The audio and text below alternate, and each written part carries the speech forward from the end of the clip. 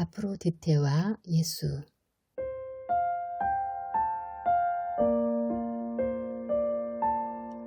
얼마 전 말리부를 지나다가 게티빌라를 방문했습니다.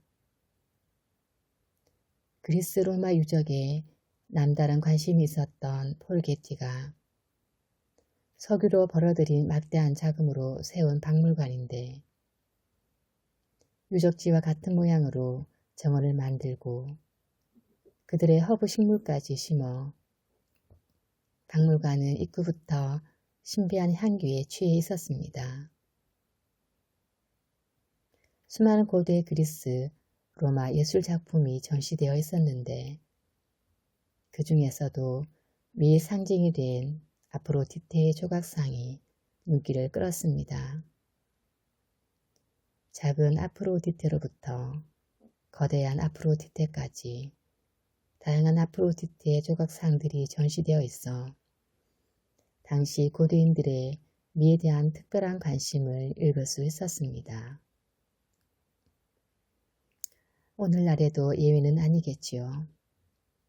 많은 사람들이 그 아프로디테를 보려고 서 있었습니다. 그런데 아프로디테는 많은 경우 뱀과 어우러져 있습니다. 아프로디테의 머리 혹은 팔, 다리 등 뱀은 늘 아프로디테에 가까이 위치해 있습니다. 뱀이 남성성을 상징한다는 문화적 해석이 있지만 문명이 창조해낸 미 개념의 극치에 뱀이 공존하고 있다는 것은 특별한 의미가 있지 않나 생각됩니다. 베너스로도 알려져 있는 아프로디테는 미의 여신으로 그리스 신화에 등장하지만 그녀의 아름다움은 언제나 분쟁과 미움과 전쟁을 불러일으켰습니다. 트로이 전쟁 역시 아프로디테를 두고 일어난 전쟁이었지요. 이처럼 인간이 창조해낸 아름다움이라는 개념은 언제나 뱀의 속성처럼 인간을 배반하는 불완전성이 있습니다. 인간의 눈에 아무리 아름다운 것이라도 그것이 뱀으로부터 발현하고 지지된 것이라면 반드시 인간을 배반하고 인간을 파괴하고 말 것입니다. 아프로디테의 팔에 감긴 뱀은 현재 우리들이 의학 분야의 상징으로 사용하고 있는 뱀의 기원이 되었습니다. 앰뷸런스 같은 곳에 그려져 있는 것을 보았을 것입니다. 뱀의 등장으로 인간이 타락하고 그 타락으로 인해 인간에게 질병이라는 것이 스며들어 왔는데 인간을 치료하고 고치는 의학의 상징에 뱀이 자리하고 있는 것이 어떤 면에서 모순이 아닐까도 생각해 봅니다. 얼핏 아름답게 보이는 아프로디테의 미가 궁극적으로 인간을 허망한 곳으로 이끌고 가는 반면 가장 저주스러운 한 장면이 인간을 영원한 생명으로 이끌었습니다. 그것이 바로 십자가의 저주입니다. 우리의 눈으로는 가장 아름답지 않지만 세상의 모든 아름다움을 다 합쳐도 십자가의 아름다움을 따라갈 수 없습니다. 그 십자가에서 하나님이신 예수님이 인간의 모든 저주를 대신 받으시고 죽으셨기 때문입니다. 그뿐만이 아닙니다. 예수님이 십자가에서 맞으시고 죽으심으로 인간이 죽음에서 해방되고 모든 부정적인 것으로부터 나음을 입는 은혜가 역사 속으로 흘러들어왔기 때문입니다. 그가 찔림은 우리의 허물 때문이요 그가 상함은 우리의 죄악 때문이라. 그가 징계를 받음으로 우리는 평화를 누리고 그가 채찍에 맞음으로 우리는 나음을 받았도다. 이사야 53장 5절.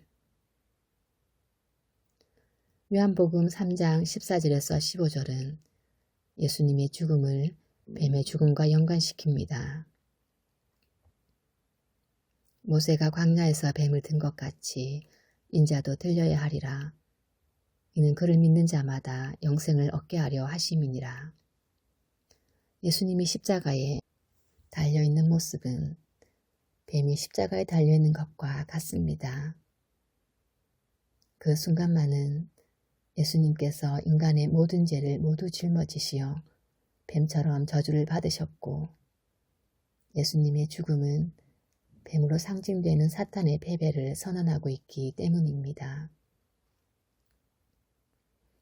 뱀이 살아있는 한 인간이 아름답다고 여기는 아프로디테는 결국 인간을 죽음으로 몰아갈 것입니다. 하지만 뱀처럼 저주받고 죽임을 당하신 예수 그리스도는 언제나 인간을 생명으로 이끌며 우리들에게 신비한 기쁨과 즐거움을 넘치게 할 것입니다. 아침의 주의 인자하심이 우리를 만족하게 하사 우리를 일생 동안 즐겁고 기쁘게 하소서. 시편 90편 14절. 비록 모자라고 실수하고 넘어지더라도 뱀을 이기신 예수님은 자녀들의 삶을 반드시 선으로 이끌고 가십니다.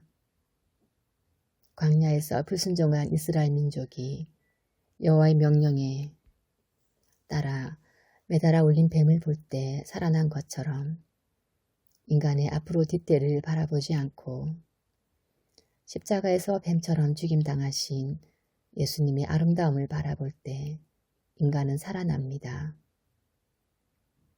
민수기 21장에서 이스라엘 민족이 불뱀을 바라본 것은 히브리어로 히비엣이라는 동사를 쓰고 있습니다. 이것은 유심히 주의를 가지고 바라보는 것입니다. 나와 상관없는 아름다움이 아니라 십자가에서 나를 위해 가장 아름다운 일을 행하신 예수님만을 의지하고 그 예수님을 내 인생의 배 위에 초청하는 것입니다. 뱀처럼 저주받으셨던 예수님은 이제 눈부신 영광을 입고 보좌에 앉으셨습니다.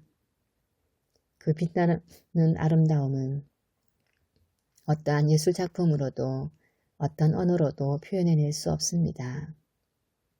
믿는 자들은 그 아름다운 예수 그리스도 안에 있습니다. 신약 성경은 인크라스를 140회 이상 사용하면서 믿는 자들의 정체성을 밝히고 있습니다. 우리는 누구입니까? 우리는 예수 그리스도 안에 있습니다. 하나님은 우리를 바라보실 때 예전처럼 뱀처럼 보았지만 지금은 예수님 안에 있기 때문에 예수님처럼 보십니다. 예수님 때문에 성도들은 이루 말할 수 없는 아름다운 존재가 되었습니다. 더럽다는 생각이 듭니까? 거짓입니다. 하잘것없이 죽고 싶습니까? 거짓입니다. 죄 많아 용서 못 받을 것 같습니까? 거짓입니다. 여기서 무엇을 더 해야 더 아름다우신다고 생각합니까? 거짓입니다. 희망은 없습니까? 거짓입니다. 복음을 믿는 그 순간 당신 때문이 아니라 예수님 때문에 당신이 흠없이 하나님 앞에 의롭게 되었음을 밝히 보여줍니다. 예수님 안에 있다는 믿음, 예수님 안에서 정죄함 없이 아름답게 되었다는 고백을 통해 당신은 예수님처럼 되어져 갈 것입니다. 성령을 통해 이루어지는 기독교의 초월적인 능력입니다. 오늘도 수많은 사람들이 앞으로 뒷뜰을 찾아 여기저기를 서성댑니다.